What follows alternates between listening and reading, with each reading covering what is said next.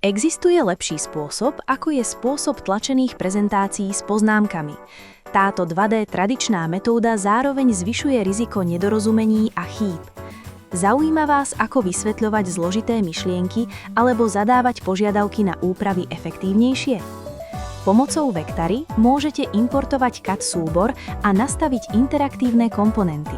Vďaka ním môžu používatelia model otáčať, približovať a skúmať zo všetkých uhlov, čím lepšie pochopia priestorové vzťahy a detaily návrhu.